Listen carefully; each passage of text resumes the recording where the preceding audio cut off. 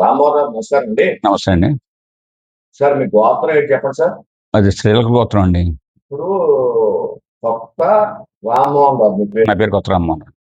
మీ తాతగారి ముత్తాతల పేరు చెప్పండి ఒకసారి. మా ముత్తాత పేరు కొత్త రామదాసర్ అండి.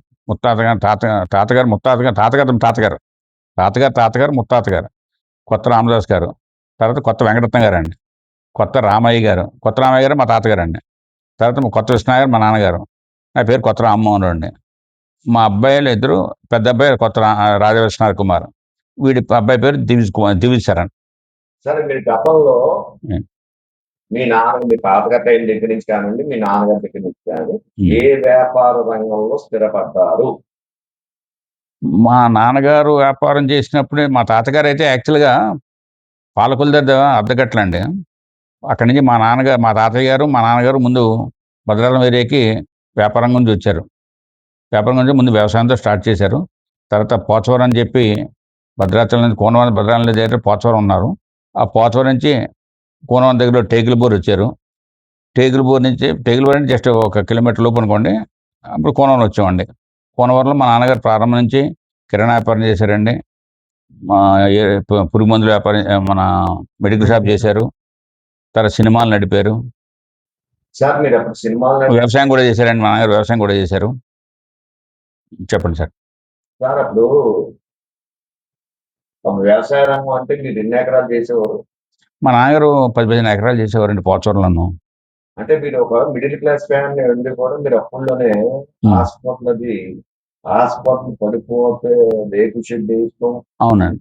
నెక్స్ట్ రాజమండ్రి నుంచి భద్రాచలం పోనవరం దిగి భద్రాచలం వెళ్ళేవారు మంచి మీద మాకు తెలిసినప్పుడు. అవునండి. అప్పుడు చాలా మంది మీ ఇంటికి భోజనాలకు వచ్చేవారు, వంట మనిషి ఉండేవారు కూడా అప్పుడు తెలుసు. అది ఎంతవరకు అయితే చెప్పండి. అది కరెక్టే అండి. మా నాన్నగారు మా బాబాయ్ గారు కలిసి వ్యాపారం చేసేవారు. పూర్వం కోనవరం నుంచి భద్రాచలం వెళ్ళాలంటే రహదారి సౌకర్యం ఉండేది కాదు. కోనవరం నుంచి భద్రాచలం రహదారి సౌకర్యం లేదండి. రాయమండ్రి కోనవరం కూడా లేదు. ఓన్లీ లాంచీల ద్వారానే సరుకులు వెళ్ళాయండి. మేము ఇక్కడ రాయమండ్రి నుంచి సరుకులు కోనవరం తీసుకెళ్ళేవాళ్ళం అండి. కోనవరం నుంచి అపరాలు తీసుకొచ్చి రాయమండ్రి అమ్మేవాళ్ళం అన్నమాట. అప్పుడు రవాణా సౌకర్యం లేనప్పుడు భద్రాచలం వెళ్ళే వాళ్ళంతా కూడా మా ఇంటికాడ నుండి పడుకుని భోజనం బస్సులు వెళ్ళిపోయి లాస్ట్ బస్సు వెళ్ళిపోయి మా ఇంటికాడ పడుకునేవారు ఉండే. మన పొద్దున వెళ్ళేవారు మాట. కంపల్సరీ అంటే ఒకటి మనకి ఎవరు వస్తే వాళ్ళు లేదనుకుంటే పెట్టేవారు నాన్నగారు. అంటే అప్పుడు కనీసం రోజు 10-15 మంది తినేవారండి. అంటే ఇటు కుంట నుంచి కూడా కొంతమంది వచ్చేవారండి. అంటే 20 మంది అయ్యారు.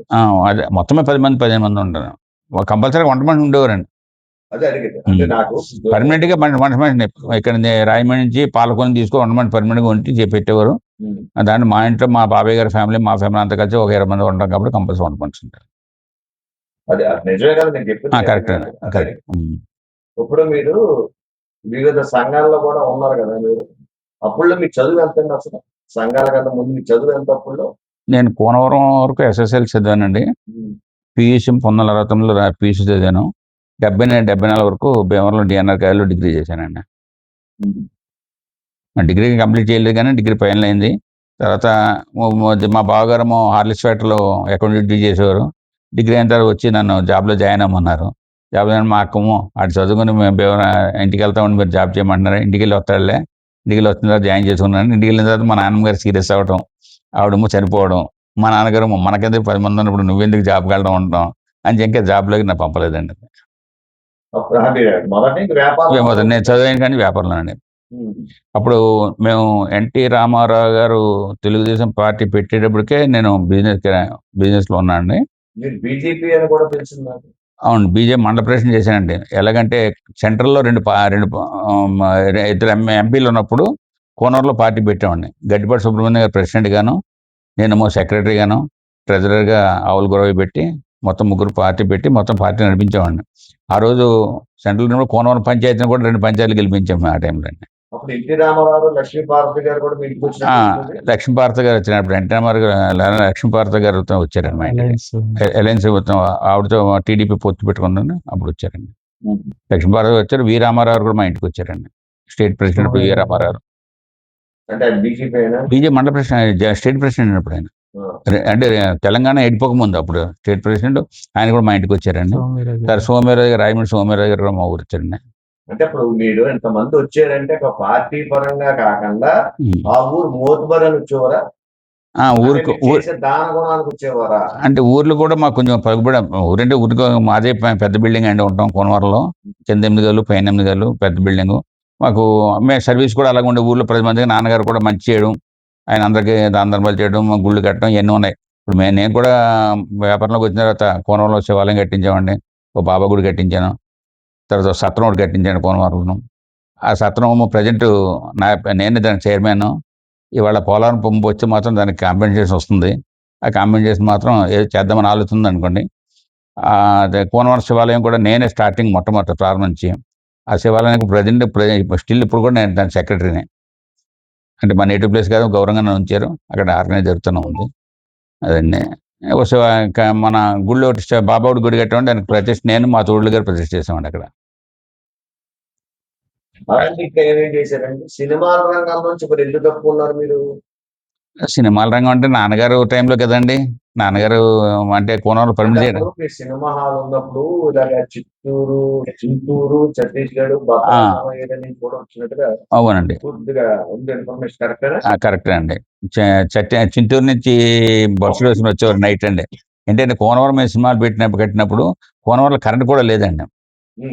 కరెంట్ చూడటానికి కోనవరం వాళ్ళు వచ్చేవారు మా సినిమాల దగ్గరికి. జనరేటర్తో ఇంజిన్ వేసి థియేటర్ ఆడేవాడు అనమాట.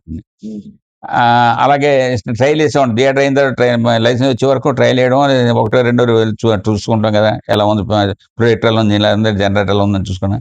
ఆ టైం వచ్చినప్పుడు జస్ట్ ఇంజిన్ స్టార్ట్ అవుతుందంటే గబగబా పరిగెడి వచ్చి చూసేవాడు అనమాట అండి. అప్పుడు వీధి దీపాలు ఉండేయండి కోనవరం. అప్పుడు గణేష్ సుబ్బారావు సర్పంచ్ ఉండేవారండి. వీధి దీపాలు కిరణా దీపాలతో ఉండేది అప్పుడు. భద్రాచలం కోనవరం కూడా రహదారి లేదండి, అన్ని బ్రిడ్జిలేనండి. మొట్టమొదటి టీవీ కూడా కోనవరంలో కోనవరంలో ఫస్ట్ టీవీ కూడా మేము తీసుకొచ్చామండి. అప్పుడు తాడేపల్లి కలర్ అండి, అటారీ కంపెనీ వాళ్ళది అటారే పూర్వం. రామాయణం అప్పుడు ఈ విజయవాడ స్టేషన్ అప్పుడే ఓపెన్ అయిందండి. కొత్త ఏంటది, ఏ స్టేషన్ పేరు? విజయవాడ దూరదర్శన్ ఉందండి. విజయవాడ స్టేషన్, హైదరాబాద్ స్టేషన్ అప్పుడే స్టార్ట్ అయినండి. రామాయణం వచ్చేది కదా. రామాయణం వచ్చేయండి. థియేటర్ వచ్చిన టీవీ పెట్టేటప్పటికి అది ఊళ్ళో వాళ్ళంతా వార్త చుట్టాక డాక్టర్, మా ఫ్యామిలీ డాక్టర్ వచ్చేవారండి. వార్త సినిమా వచ్చారు. మా ప్రోగ్రామ్ అయితే మొత్తం ఊరంతా కొంచెం మా ఇంట్లో ఉండేవారు అనమాట. టికెట్ వచ్చినా ఎక్కువ వచ్చారు అనమాట. అదొకటి టెలిఫోన్ కూడా మొట్టమొదటిగా కోనవరం మా ఇంట్లో ఎక్కువ ఉండేది. టెలిఫోన్ కూడా కోనవరం టెలిఫోన్ కూడా పీపీ నెంబర్ అండి. ఏంటంటే ఫ్లడ్ వచ్చినప్పుడు కూడా పైన ఉన్న అధికారులు, కలెక్టర్లు కూడా మా హౌస్ కి ఇంటికి ఫోన్ చేసేవారు అక్కడున్న పరిస్థితులు తెలుసుకోవడానికి. ల్యాండ్ ఫోన్ ఉండేది అనమాట. చుట్టుపక్కల మొత్తం మీద 1, 2 ఉండేది మహా అయితే. డిపార్ట్మెంట్ దగ్గర మొత్తం ఊరు మొత్తమే 9-10 ఫోన్లు. మా కోనవరం మా ఇంటి హైట్ ప్లేస్ అండి. కోనం అంతా ములిగిన మాది పొలగదు. ఊరంతా ఖాళీ చేసినా మాది పడుతుంది. మా ఇంటికంటే ముందు సెంటర్కి ముందు ఊరు మా సత్రం ఉండేది కదండి. సత్రం దగ్గర కొంతమంది వచ్చారు. అది అక్కడ పెట్టింది అనుకోండి, మా సెంటర్కి వచ్చారు. మా సెంటర్ ములిగే టైంకి ఇంకా ఎక్కువ మాత్రం దగ్గర ఒక 10-15 కుటుంబాలు మాత్రం మా మేడం ఉండేవాళ్ళండి. 40 మంది, 20 కుటుంబాల వరకు ఉంటాయండి. ఫస్ట్ ఫ్లోర్, గ్రౌండ్ ఫ్లోర్ ఉండేది. 22 కూడా మొలగలేదు సార్ మాది. బిల్డింగ్ మొత్తం మొలగలేదు. 22 మొత్తం గ్రౌండ్ ఫ్లోర్ పెట్టేసి సెకండ్ ఫ్లోర్ లో గుండెలో వచ్చిందండి. 22 మొన్న లాస్ట్ 22 లాస్ట్ 22 86 ఫ్లడ్ తర్వాత మళ్ళీ మొన్న 3 years బ్యాక్ వచ్చింది ఫ్లడ్. సేమ్ అదే ఫ్లడ్ వచ్చిందండి. ఫ్లోర్ మునిగిపోయి మళ్ళీ ఫస్ట్ ఫ్లోర్ లో ఒక 1 feet వచ్చిందన్నమాట. ఇప్పుడు ప్రాజెక్ట్ మొత్తం సబ్మెరీజ్ అయిపోద్ది మొత్తం టోటల్ గా. మొత్తం స్ట్రక్చర్ వాల్యూస్ కూడా మన ఈ మధ్యన 86 మొత్తం 86 కూడా మాకు పట్టింది కానీ పైన పట్టింది. పైన గుండెలో 86 అండి. 22 మాత్రం తోడలు. మీరు కోనవరానికి ఒక తలమానికి కానివ్వండి, ఒక పెద్దకి కానివ్వండి, ప్రజలకు కానివ్వండి, అప్పుడు ఫ్లడ్ అది వచ్చాడు మీ ఇంట్లోనే మనతో పోయిన అందరికీనండి. వరద వచ్చిన పెట్టాం కదండి. మొన్న 22 వరదలకి ఇప్పుడు మా ట్రస్ట్ తరఫున సుమారు 4 లక్షలు ఖర్చు పెట్టామండి. అంటే భద్రాచలంలో దారి లేకపోతే ఫస్ట్ బస్సు ఇది మన బోరకంపాడు నుంచి భద్రాచలంలో ఫస్ట్ బస్సులో వెళ్ళానండి, రాజమండ్రి బయలుదేరి వెళ్ళి భద్రాచలం లేటర్కి, భద్రాచలం ఎటు దారి లేదండి పొన్నోళ్ళకి. అప్పుడు భద్రాచలం మా ఇంట్లో ఉండి, భద్రాచలం మా సత్రంలో ఉండి అక్కడ వంట మనుషులు మాట్లాడి వంట సామాగ్రి అంతా తీసుకుని, వంట సామాగ్రి, వంట మనుషులు, జనరేటర్ అన్నీ చేసిన కార్ మీద తీసుకుని వ్యాన్ మీద తీసుకెళ్ళిపోయాడు అక్కడికి. మా ఊరంతా కూతురు కుట్టని అక్కడ కుట్టకు చేస్తారండి. అంటే అప్పుడు మీ అబ్బాయి గారు కూడా ఏమన్నారంటే కలెక్టర్ కైనా మినిస్టర్ కైనా ముందు మీకు ఫోన్ చేశారు ఇట్లా అడ్డు పరిస్థితి ఎలాగ ఉందనేది కూడా అప్పుడు జరిగేది పూర్వం అంతకుముందు. ఎక్కడ టెలిఫోన్ సౌకర్యం లేనప్పుడు మా దగ్గర టెలిఫోన్ సౌకర్యం ఉండేది కాబట్టి అప్పుడు బాగా జలగం వెంగళ మీ తరం వచ్చేటప్పటికి. అవునండి, మీ చదువు మా చదువు అంతా కూడా రాయమండ్రిలో గురుకులం, సత్యసాయి గురుకులం నుంచి చదువుకునే వాళ్ళం. చిన్నప్పటి నుంచి ఫస్ట్ క్లాస్ నుంచి కూడా రైట్ సైడ్. మాకు కోనవరం కరెంట్ రావడానికి, టెలిఫోన్ రావడానికి జలగం వెంగళరావు కారణం అండి. జలగం వెంగళరావు కమ్మ అండి. జలగం వెంగళరావుకి మా కోనవరానికి మా తెచ్చాం ముస్తఫా గారు అని. అవునండి, హాస్టల్లో ఉండేది. అది 69లో SLC పాస్ అయిన తర్వాత చేసామండి. అప్పటికి 9 ఏళ్ళు నా ఉద్దేశం 60-61 వచ్చండి. కమలమ్మ గారు, నాలం కమలమ్మ గారేమో అడ్మినిస్ట్రేటివ్, కామాక్షమ్మ గారేమో ప్రిన్సిపల్ అండి. ఆవిడ కమలమ్మ గారు అడ్మినిస్ట్రేషన్. బత్తుల కామాక్షమ్మ గారు ప్రిన్సిపల్ అండి. లేదండి, లేదండి, ఫీజు చాలా తక్కువ మినిమం తీసుకున్నాడు. మెయింటెనెన్స్ లేదు, చాలా తక్కువ అండి. నాకు ఐడియా లేదు, మా నాన్నగారు నాకు చిన్న వయసు కదా అప్పుడు. నేను మాత్రం కొంచెం పెద్ద వయసు వచ్చింది, నేను చూడటానికి మా అక్కని చూడటానికి వస్తావాడిని, వెళ్ళేవాడిని. లాంచ్ మీద వచ్చేవాడిని, లాంచ్ మీద వెళ్ళేవాడిని. అది పొద్దున్న మీకు 7:30 అయితే సాయంత్రం 5-6 అవుద్దండి.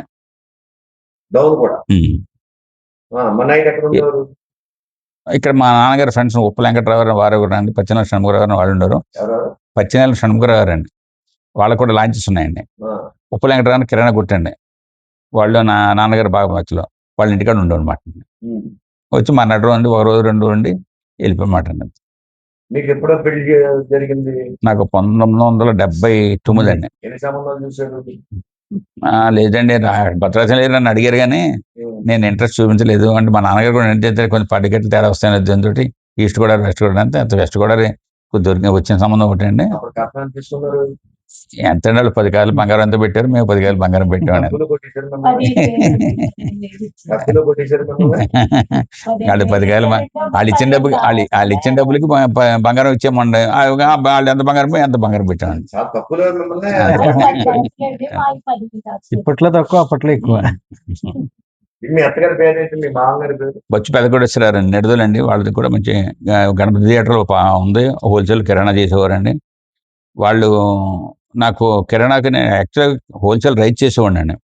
ఏది 3 జిల్లాలను చేసేవాడిని. నేను చదువుకుని వెళ్ళిన తర్వాత మన ఎమర్జెన్సీ పొజిషన్లో బియ్యం దొరికాయి కదా మా ఏరియాలో. ఆ టైంలో బియ్యం వ్యాపారం పెట్టి మన పువ్వాడ నాగేశ్వరరావు సిపిఐ నాయకుల ద్వారా హోల్సేల్ లైసెన్స్ తీసుకుని ఖమ్మం జిల్లాను, వెస్ట్ గోదావరి, భీమవరం బ్రోకర్స్ ద్వారా హోల్సేల్ రోజు 3-4 లారీలు అమ్మేవాడిని. ఎవరైనా తీసుకెళ్ళి. మా మామగారికి 3 అండి. 3. మీ భార్య పేరు ఏంటండి? అలివేలు మంగతయ్యారు. మీకు ఎంతమంది సంతానం? 2 అబ్బాయిలు, 1 అమ్మాయి అండి. ఇప్పుడు పెద్ద అబ్బాయిని ఎవరు ఇచ్చారు? పెద్ద అబ్బాయి భీమవరం అండి, చెక్కా కోటేశ్వరరావు. మా వెంకట గారు చెక్కా కోటేశ్వరరావు ఎరువుల వ్యాపారం అండి.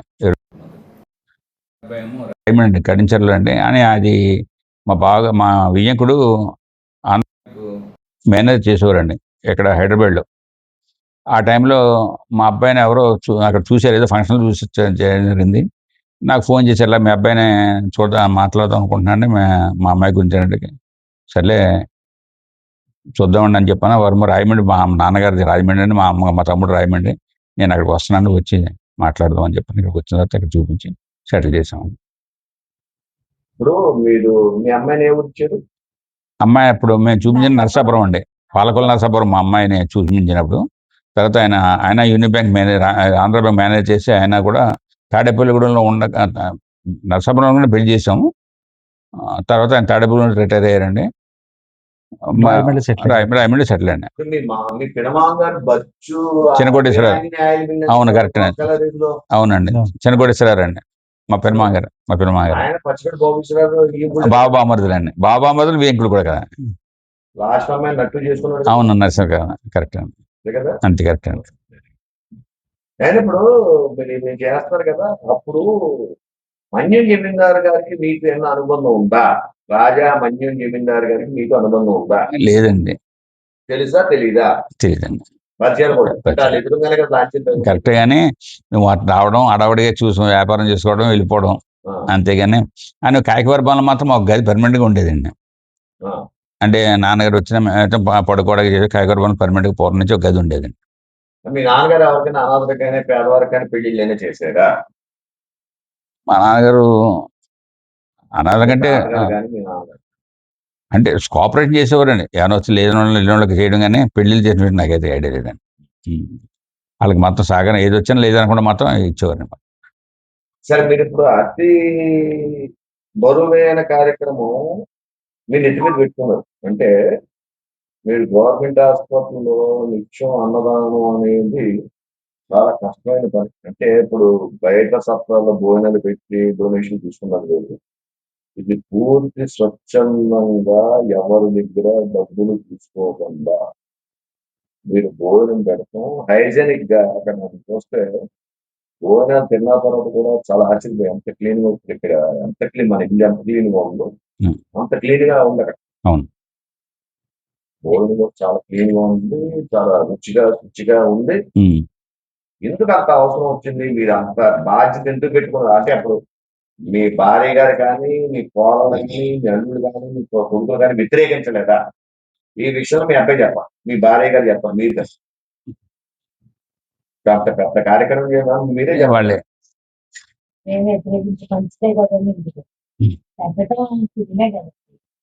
కాబట్టి మా అమ్మాయి అంత ఖర్చంతా మా అమ్మాయి మేనేజ్మెంట్ అంతా అది కట్టించటం అదంతా అమ్మా. అప్పుడు కోడలు మన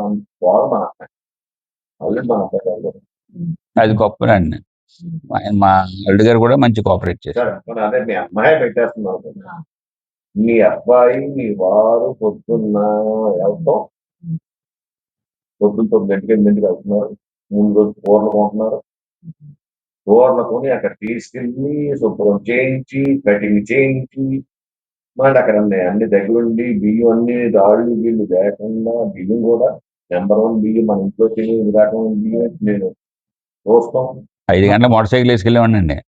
5 గంటల మోటార్ సైకిల్ వేసుకెళ్ళి వేసుకుని కూరలు ఖరీదు చేసి అక్కడ చెప్పి పురమాయించి వచ్చి మళ్ళీ స్నానం వచ్చేసి మళ్ళీ వెళ్ళేవాడనమాట. ప్రారంభం ఇప్పుడు 74 అండి. 71 వయసులో 70 నుంచి బాధ్యతలు పెట్టుకున్నారు. అలాగే మీ కొడుకు కూడా అదే చేస్తున్నారు. అంటే బలవంతంగా చేస్తారా అభిమానంగా చేస్తారా మీరు చెప్పండి ఒకసారి. ఇష్టంగానే, ఎందుకంటే మనం నలుగురికి ఫుడ్ పెట్టడం వల్ల మనకి అదో సాటిస్ఫాక్షన్ గా ఉంటుంది ఉద్దేశంతో మనం అది కూడా మనకి తండ్రి దగ్గరించి తాతల దగ్గరించి వాళ్ళు చేసినటువంటి కార్యక్రమాలు మనం చూసి ఇన్స్పిరేషన్ అయ్యి కూడా మనం తీసుకోవటం. దీంట్లో మెయిన్ లీడ్ ఏంటంటే నాకన్నా మెయిన్ ముందు స్టెప్ వేసింది మా చెల్లెండి. తను ఏంటంటే ఫస్ట్ నుంచి కూడా ఇలాగా సర్వీస్ కార్యక్రమాలు చేయాలనే ఉద్దేశంతో తను మేడ్ ఏంటంటే తను సంపాదించిన దాంట్లో కొంత అమౌంట్ 20% పక్కన వేస్తుందండి. ఇతను ఎప్పుడో 10 years బ్యాక్ అనుకుంది ఇలా చేద్దాం కార్యక్రమం అని చెప్పేసి.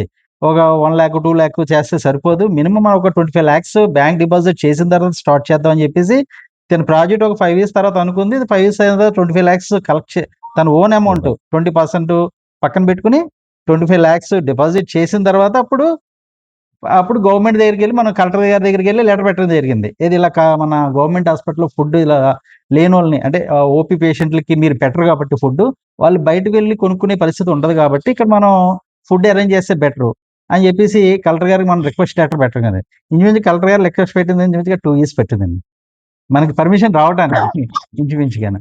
దానికి కూడా కలెక్టర్ గారు కూడా అన్నారు కొన్ని మంచి కార్యక్రమాలు. ఆయన కూడా సార్ మీ మంచి ఫుడ్ పెడదామని ఫ్రీగా స్పాన్సర్ చేద్దాం అనుకున్నాం, మాకు వెనకాల బ్యాక్గ్రౌండ్ ఏది లేదు, అంటే పొలిటికల్గా ఏం లేదు, ఏం కూడా లేదు, జస్ట్ మేము మిడిల్ క్లాస్ ఫ్యామిలీ మేము అని చెప్పేసి కూడా కలెక్టర్ గారు రిక్వెస్ట్ చేసాం. ఆయన కూడా నవ్వుతూ కొన్ని మంచి కార్యక్రమాలు చేయాలన్నా కూడా కొద్దిగా టైం పడుతుందని చెప్పేసి ఆయన కూడా చెప్పడం జరిగింది. చివరికి మనకి మొత్తం మీద ఒక 1 ఆర్ 2 ఇయర్స్ తర్వాత మనకి పర్మిషన్ ఆన్ పేపర్ మీద మనకి ఇవ్వడం జరిగింది. అగ్రిమెంట్ 2 ఇయర్స్ మనకి ఒక టెంపరరీగా మనకి పర్మిషన్ ఇచ్చారన్నమాట. తర్వాత మళ్ళీ అది 2 ఇయర్స్ కల్లా అది మళ్ళీ ఇప్పుడు కంటిన్యూగా మళ్ళీ 2 ఇయర్స్‌కి కంటిన్యూ రెన్యువల్ కూడా చేయడం జరిగిందన్నమాట అది. మీ ఫౌండేషన్ పేరేంటండి? అమ్మ చారిటబుల్ ట్రస్ట్ అండి అది. మీ చల్లార్తి గారి ఇంటి పేరేంటండి? ఉదయగిరి మీ ఇంటి పేరేంటండి? చెక్క అండి. మా ఇంటి పేరు కొత్త అండి. మా మామయ్య గారి వాళ్ళ పేరు చెక్క. కొత్త గాని ఉదయగిరి గాని ఆ! పేరు పెట్టకుండా అమ్మా అని ఎందుకు పెట్టారా అది చెప్పండి. మా వదిన గారు థాట్. అంటే మనకి అన్నం అమ్మ అంటే మనం అడగకుండా ఆకలి లేకుండా అన్నం పెడతారు అనే ఉద్దేశంతో అమ్మానే పెట్టాలి, ఇంటి పేర్లు ఎవరి పేర్లు ఉండకుండా స్వచ్ఛందంగా చేయాలి అనే థాట్ తోటి ఆవిడ పెట్టారు. మీరు ఎలా ఉంటారమ్మా ఆసుపత్రికి? నేను వస్తా ఉంటాను. తక్కువగానే వెళ్తాను, ఎందుకంటే నా ఎగ్జాంపుల్ అమ్మ ట్రస్ట్ ఓపెనింగ్ ముందు రోజు నా డెలివరీ అయిందండి. నాకు బాబు, ఆ బాబుతోటి వీలవ్వక నేను వెళ్ళక సమ్ టైమ్స్ వెళ్తూ ఉంటున్నాను. అంటే ఇప్పుడు వీళ్ళని తెల్లారుజామున లేపే బాధ్యత మీద మా వెనకాల నుండి ప్రోత్సహించేది వీళ్ళు కాబట్టి వీళ్ళు పరోక్షంగా వీళ్ళ సపోర్ట్ కంపల్సరీ ఉంటదండి అది. మొత్తానికి కూడా ఆ థాట్ కూడా ఏదైనా చెయ్యాలనే థాట్ అంటే ఈ ఆవిడదండి. రోజుల్లో పెళ్లి సంబంధానికి వెళ్తే ముందు ఏమంటారంటే అబ్బాయిని సంపాదిస్తున్నట్టు ఎక్కడ ఉందా డాక్యుమెంట్ చూపిస్తారా, అంటే మీకు వచ్చే సంపాదన అంతా ఈయన మీద పెట్టుకోవడం సరిపోతుంది. కానీ అవును. ఇక్కడ రివర్స్ లో కనపడుతుంది. అవును. అంటే మీ మామగారు పెంపకం ఉండండి, మీ అత్తగారు పెంపకం ఉండండి, మీరు కూడా భర్తకు సహకరిస్తాం, ఆయన తండ్రికి సహకరిస్తాం కూడా ఈ రోజుల్లో చాలా అది బాగుందండి. చాలా అరుదండి. ఏం చేద్దాం, మనం ఏదో మాట కనుక్కుంటాం కాదండి. అవును. బయట రోడ్డుకి ఈ బాధ్యత తీసుకుని 2 రోజులు నిలబెట్టి వెళ్దాం. అవును. ఇచ్చేదంటే అక్కడికి ఏ పేషెంట్లు వస్తారో తెలియదు. అవును. ఏ పేషెంట్ వస్తారు, అక్కడ ఎయిడ్స్ పేషెంట్ వస్తాడో, లెపర్సోడ్ వస్తాడో, లేకపోతే ఇంకోటి వస్తాం, అవును. ఆస్మా రావచ్చు. అలాంటిది మీరు ఏమీ లేకుండా అక్కడ మీరు ఇంట్లో చేసినట్టుగా అంత శుభ్రంగాను అవును. చాలా నవ్వుతున్న భవిష్యత్తు, లేకపోతే దాన్ని ఏమవర్ణించాలనుకుంటున్నాను అలాంటి చేస్తున్నారు. నాకు ఇలాంటి సర్వీసులన్నీ నాకు ఇష్టం. నేను బ్లూ క్రాస్ మెంబర్ అండి, యానిమల్స్ గ్రూప్‌కి. బయట రోడ్ మీద పప్పీస్‌కి గానీ, మూవీలకి గానీ నేను వెళ్తూ ఉంటా సర్వీసింగ్‌కి బాగా. 4 ఇయర్స్ ఇంజ్యూరింగ్ అయినా కంటిన్యూషన్‌గా వాటికి. ఎవరికైనా యాక్సిడెంట్స్ అయినా పప్పీస్ వాటికి నాకు బ్లూ క్రాస్ మెంబర్‌గా వెళ్తాను మెంబర్‌నిగా. ఈ బాబు పుట్టాకైతే నేను చెప్పకూడదు, అన్నిటికి కొంచెం బ్రేక్ అయితే అయింది. అందుకని మామూలుగా కూడా సర్వీసింగ్ అనేది ఇంట్రెస్ట్ ఉంది బాగా. అంటే సుమారు 3 లక్షలు 4 లక్షల మంది దగ్గర పోయారు. సుమారుగా 2,70,000 దాటి ఉంటారు. 3 లక్షలు దరిదాపుల్లో అయ్యారండి ఈ 3 సంవత్సరాల్లో 3 ఇయర్స్ పక్కన. సుమారుగా. 3 లక్షల మంది అయ్యారు. అంటే ఇప్పుడు మీకు మరి సమస్య, గ్యాస్ సమస్య ఉంది, అది ఎప్పుడు ఎవరికి ఎక్కలేదా, లేకపోతే కరెంట్ ఎందుకు ఆ టెక్నాలజీ మారలేదు, అదేంటి ఏం చేద్దాం? అంటే యాక్చువల్‌గా ఇది మేము వాడే మన గ్యాస్‌కి సంబంధించిందే ఉంది కానీ మనకి పవర్ కూడా ఉందండి. పవర్ అండ్ గ్యాస్ 2 యూజ్ చేస్తాం. కానీ మనకి గ్యాస్ వల్ల అంటే మనకి అక్కడ చపాతీ ఒకటి పెడుతున్నాము. గ్యాస్ వల్ల అయితే మనకి కరెక్ట్‌గా కాలటం అనేది ఉంటుంది ఉద్దేశం ఒకటేది. పవర్ స్ట్రీమ్ లేవా? పవర్ స్ట్రీమ్స్ అనేది మేము ఇంకా అది వాడలేదండి దానివల్ల. అది మనకి టెక్నాలజీ ఇంకా తీసుకోలేదది. నెక్స్ట్ మనకి గ్యాస్ అనేది మొన్నటి వరకు మనకి 2, 3 మంత్స్ ఈ వారు రాకముందైతే ప్రాబ్లమ్ ఉండేది కాదు. ఇప్పుడైతే వార్ డిక్లేర్ మొన్న వచ్చినప్పుడు ఇరాక్ ఈ యుద్ధం వల్ల ఏంటంటే గ్యాస్ టైట్ అయింది. టైట్ అవ్వటం వల్ల కూడా మాకు ప్రాబ్లమ్ వచ్చింది దానికి. దానివల్ల మేము గవర్నమెంట్ కూడా గతంలో మన లోకల్ ఉన్న ఎమ్మెల్యే కూడా రిక్వెస్ట్ చేయడం జరిగింది. ఇలా టైట్ అయిపోయింది, ఫుడ్ ప్రాబ్లమ్ అవుతుందని చెప్పేసి అన్నారు. వాళ్ళు కూడా సివిల్ వాళ్ళకి కూడా రిక్వెస్ట్ లెటర్ పెట్టారు. జస్ట్ ఇప్పుడైతే కొద్దిగా మళ్ళీ ఫ్రీగానే లైట్ దొరుకుతుంది. అది కమర్షియల్, అది ప్రాబ్లం లేదండి ప్రెజెంట్ అయితే. అమ్మ ఇప్పుడు మీరు హాస్పిటల్ వెళ్ళారు, మీరు వెళ్ళేస్తున్నారా? మీకు ఆ తిన్న తర్వాత మీకు ఏమనిపిస్తుందో వాళ్ళతో మీరు ఏమన్నారు, వాళ్ళతో మీతో ఏమన్నారు, వాళ్ళు మీతో ఏమన్నారు? చాలా బాగుంటుంది భోజనం అని చెప్పారు. ఆ అమ్మాయి ఎవరు లేదు, చాలా బాగా పెడుతున్నారని ఈయనకొని మాకు దండం పెడతారు. నొప్పి చేతులు ఎత్తి దండం పెడతారు. మా అమ్మాయి వస్తే మా అమ్మాయి కూడా అమ్మ అని పిలుస్తాడు. ఒకళ్ళిద్దరిని చూసాను నేను. అంటే ఆ మీరు అమ్మాయి ఎవరో అని అడిగితే మా అమ్మాయి అంటే మీ అమ్మాయి గారండి అని అడుగుతారు. అమ్మ అని పిలవాలని అందుకు అడిగేది. అంటే మీ సొంత పెట్టలు పెడుతున్నారు. ఇప్పుడు నేను మా అమ్మాయి అసలు ఒప్పుకోవట్లేదు. అది క్వాలిటీ లేకపోతే ఒప్పుకోదు. హైజీనిక్ లేకపోతే హైజీనిక్ కాంప్రమైజ్ అసలు అవ్వదండి. కాంప్రమైజ్ అవుతుంది. అసలు ఇంకా తిరుపతిలో చేసినట్టు చూడాలన్నదండి. లేదా అటు శంగపూర్లో వాళ్ళు గుళ్ళల్లో ప్రసాదం పెడతారండి. ఆ గుళ్ళ ప్రసాదం చూసి ఆ ప్రకారం చేయమంటదండి మా అతను మార్కం పెట్టేదేదో చెప్పి. తృప్తిగా ఉంటుంది. మా అమ్మాయి ఎక్కడ మీరు ఇసుకోవాలా? మీరు ఇందాక నేను వెళ్ళాను. వాళ్ళు క్యారేజ్ బాక్స్ తెచ్చుకున్న ఇసుకోవడం ఏమంటే 10 మందిలో మనం పెట్టేది ఒక ఇద్దరికి కరెక్ట్ గా వెళ్ళైనా సరిపోద్ది. 8 మంది కొంతమంది బయట వాళ్ళు పక్క వాళ్ళు తిన్నా మనం కరెక్ట్ గా చాలా మంది అబ్బాయి చెప్తా ఉంటారు. పోనీ అంటారు, సరే ఇస్తా ఉండు అని అంటారు. పేషెంట్లు బొమ్మ ఇస్తా ఉండు అని అంటారు. మా వదిన గారు ఎంత థాట్ లో తిరిగినా సరే మా వెనకాల మా మామయ్య గారు సపోర్ట్ ఇవ్వలేనండి బాగా. ఈయన బాగా విజయవాడలో ఫస్ట్ ఇది చూసింది చపాతీ ఇది విజయవాడలో చూసారు యాక్చువల్లీ. అక్కడ గవర్నమెంట్ హాస్పిటల్ గవర్నమెంట్ హాస్పిటల్లో అది చూసి ఇక్కడ కూడా మన రాజమండ్రిలో కూడా చెయ్యాలి, మన హాస్పిటల్లో కూడా చెయ్యాలి, మన ఊర్లోను అని చెప్పేసి తర్వాత మా మామయ్య గారు ఈయన అమ్మ వదిన గారు విజయవాడ వెళ్ళి అక్కడ చూసి వచ్చి అక్కడ ప్లాన్ చేసుకుని ఇంచుమించు 6 months టైం పట్టింది అన్ని కూడా వీళ్ళు ప్రిపేర్ చేసుకుని. కానీ గవర్నమెంట్ నుంచి మాకు పర్మిషన్ నుంచి లేట్ గా వచ్చింది. ఏంటి ఇప్పుడు గోధుమ పిండే కొనొచ్చు కదా, గోధుమ మిషన్ తీసుకుని పెట్టారు అక్కడ, నాకు అర్థం చెప్పండి ఒకసారి. అవి పౌడర్ ఏం మిక్స్ అవుతున్నాయో తెలియదు. హెల్తీగా ఆరోగ్యంగా ఉండాలంటే స్వచ్ఛమైన గోధుమలు తెచ్చి మా కళ్ళ ముందు మేము ఆడించుకుని మిషన్ లోను మేము చపాతీలు చేసి ఇవ్వాలని థాట్ తోటి అలా చేసింది. ఇప్పుడు అంత హైజెనిక్ గా చేస్తున్నారు కదా, అంటే కూరల విషయం కానీ, ఆయిల్ విషయం కానీ, రైస్ విషయం కానీ, ఈవెన్ పులకా కానివ్వండి, మీకు అంటే సాటిస్ఫాక్షన్ అనేది ఎంతవరకు పర్సెంటేజ్ జరిగింది? 100%. అసలు యాక్చువల్లీ ఇంతవరకు చేయగలుగుతామా అని అనుకున్నాం. దిగాక తెలిసింది ఇంకా చేస్తూ ఉంటే నాకు సాటిస్ఫాక్షన్ ఇంకా ఉంది చేసే కొద్ది. మేము కూడా వెళ్ళినా అక్కడే తినేస్తాం చెప్పకపోయినా. అది మేము అక్కడే తినేసి వస్తాం మేము కూడా ఫుడ్. అదే అడిగేది, అదే అక్కడ తింటున్నారా, అదే అడిగేది. మేము తినేసి వస్తాం అనుకుంటున్నాం. మీ గోధుమలు స్వచ్ఛమైన గోధుమలు మేము హోల్సేల్ కి తీసుకుని మామూలుగా మిల్లింగ్ చేసి దాన్ని పౌడర్ చేసి అక్కడే హాస్పిటల్ దగ్గర పౌడర్ చేసి అంటే మళ్ళీ ప్రారంభం చేసామండి. చేస్తామండి. ప్రారంభం చేసాక తర్వాత వర్క్ ఎక్కువ అవుతున్నది. సూర్య వాళ్ళది నెంబర్ 1 క్వాలిటీ అండి. అన్నిటికీ మార్కెట్ మీద రేట్ ఎక్కువ.